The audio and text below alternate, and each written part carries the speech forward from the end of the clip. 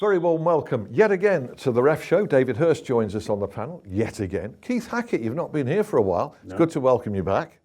Yeah, you come off the bench. Yeah, good to see you. And also a delight to say, loud and clear right up front, having presented this show every week for a while now, this is the fourth successive show in which we've been able to say loud and clear, referees have had a good programme. Absolutely. I mean, I think this is down to the appointing. I think there's a little bit more care being taken with regard to which referee officiates which particular match. And I think yesterday, if you take the two big games, Clattenburg on one, Oliver on the other, both having terrific matches. Real good performances. Well, these were the headline games, weren't they? Manchester United, Liverpool, 1-1. David, there was a Wayne Rooney challenge on James Milner in that. There was no caution. This is a minor nitpick. Yeah. It should have been a caution, I think. Yeah, you can probably stick a caution on that, but like you say, overall, I mean, he went unscathed in the game, didn't it? But he was on top of the game. As like you say, throughout the weekend, the referees have been fully on top of it. And Michael Oliver, it was the subject of your Daily Telegraph column, full of praise. If there was a blip at all, it wasn't his fault, was it? That's right. I mean, it was clearly in the build-up an offside call. I mean, I don't know what the assistant was doing. He was miles out of position.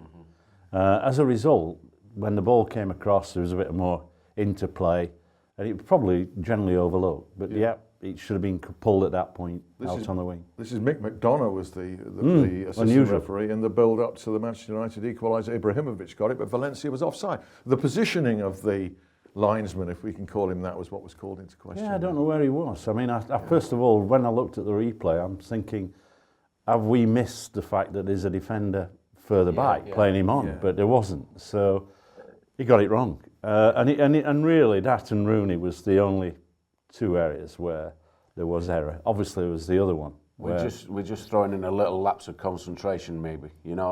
Hey, we're all human at the end of the day, and it does happen. I would think if I was out there in front of 75,000 at Old Trafford, I don't think I'd dare switch off for a split second. I don't think you mean to switch off. Our players do it on a regular basis. It's not a matter of it. Some other thought comes into your mind. Maybe he's looking at something else and just misses that instinct. And you can say it's a shame, but hey, if we're looking for 100% perfect world, it's a long time coming. No, and you're right. We do all make mistakes, and we all of us. Like I say, you can say it's a major with it being a goal at the end of it. Yeah. But I think throughout the game, it was a fair result anyway. Okay, Mark. The one thing that did concern me in that game was Pogba. I mean, it was a brilliant spot for handball. Everybody thinks that's clear, but you'd see it twice. Yes. You have to look twice on television. Yeah. I mean, Michael was instant. That's that pointing, but and sold it brilliantly.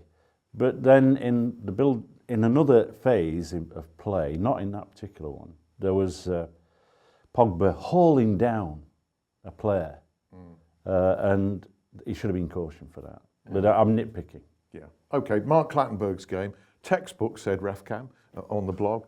His performance in Everton 4, Manchester City 0. So, beyond extolling this referee, I just want to look at these remarkable stats here from this 4-0 win for Everton. Only 29% possession. This is for you, David. 6 shots, 4 on target, and all those 4 on target finished in the onion bag. How's that? That's what I call attacking football. I often say, we don't see enough in the game of people taking the chances. Getting out there, attacking football, having attempts at goal. Okay, it's 6 and 4 on target. But they're having a shot when they can. Exactly. Every time, and it's minimum. To be fair, I bet they're surprised that they've got the chance to get the shots. Yeah. Because they weren't expected to. An incredible result. I mean,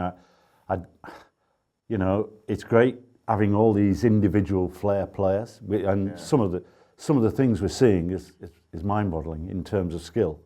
However, football's a team game, and I think that's where suddenly there seems to be a disparity of skill sets and a lack of team effort. And I don't know. I mean, you look at Manchester City, you look at the team sheet, and you think, well, nobody should ever beat them. No. And the manager, I would imagine that Manchester City were looking at the team sheet thinking, Davis, teenager. Lookman, teenager. Yeah. They're very surprised. I mean, the Davis kid had a great game. Yeah, he did. Yeah, he was phenomenal. I mean, RefCam actually raised a minor point here, that having scored, he kind of went into the crowd or to the crowd And should it have been a caution? I don't know about you, but I'm quite glad that it wasn't. Well, I think that should be taken away. Yeah. You know, I mean, we've got to be out. I mean, the games can be boring now. Yeah. So when we get a goal, come on, let's have a celebration. We're going to celebrate, aren't we? Yeah. I mean, the kid's in there. He's a young kid. He just scored against Manchester City. Yeah. You're going to let yourself go. Shirts off and everything around. I'm all for it, I must admit. Right. There is the whole aspect of why that was brought in, Alan, that particular law, was overseas. There was in one particular game, I think it might have been Africa, where the player went towards the spectators to celebrate. There was a surge forward, and the stadium wall on the upper tier broke, and they came down. That was the only worry. So it's about a safety issue. But unlike you, I think that if we can get a little bit of discipline, then we common sense. Yeah. Let's have a look at two debuts for managers in the Premier League. Mixed fortunes, really. Martin Atkinson presided over Marco Silva's debut for Hull, a 3-1 win over Bournemouth. I don't think there's anything to raise from that. And Paul Clement had a losing start, predictably. Swansea crashing 4-0 at home to Arsenal. Mike Jones was in charge. There was just one incident there which I saw on replay. This was Keith Young claiming a penalty going down in the area. Did you see that? Yeah. And getting cautioned for simulation or diving. Yeah. I thought correct. What did you think? Yeah, definitely. Again, watching the TV, I thought penalty. And then you watch it again, and the referee got it spot on. When I seen it again, he's gone looking for the foul. Mike Jones has done well then. Good positioning, a little bit close proximity to play, so it was a very good decision. No question. Clement must be pleased though. I mean, they did score 2 goals. Unfortunately, they were for Arsenal. Yeah, they were. Neil Swarbrick. Now, we mention him in good terms, and we say that he should, or you guys say that he should get more of a look in the Premier League, and he's there. West Ham 3, Crystal Palace 0, and I've got no key incident going against him. He refereed it really well. I mean, there's no question he was. He's a solid citizen, so therefore, give him the games when other referees are out of form.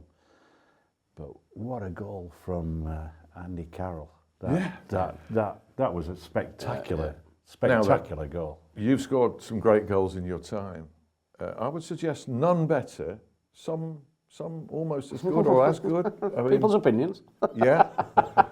But you must have, because you could score a goal like that. I mean, you score goals like that. I mean, that's what you dream of. You know, that's the icing on the cake, to be fair. Scoring goals is brilliant. But when you get a special one, I mean, that really does top it off, yeah, definitely. And absolutely no fluke. I mean, sometimes players let fly and it could go in rosette or whatever. You can see from his whole body shape that what's in his head is he knows exactly what he's done. He's probably done it in training 100 times and, like you say, put it in rosette, but on the day it comes off, and it's fantastic when it does. Which is why we don't want to see overhead kicking out of the game, do we? I mean, sometimes referees give dangerous play, which is not. Finally, just in this part, Graham Taylor, tributes all over the country. Watford 0, Middlesbrough 0, incidental. John Moss had a good game, I think, fittingly.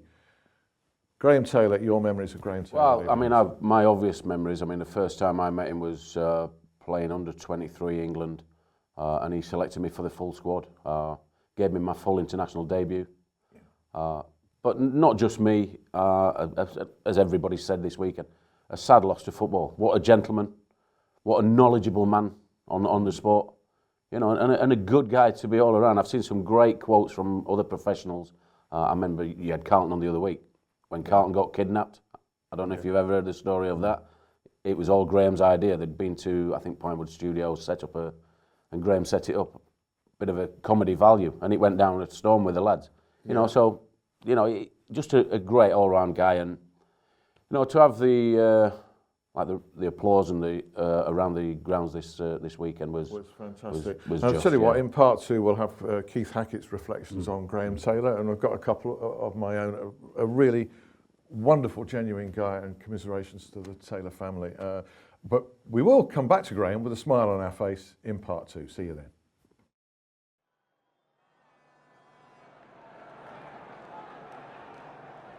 The away team striker completes a hat-trick right at the end of the game.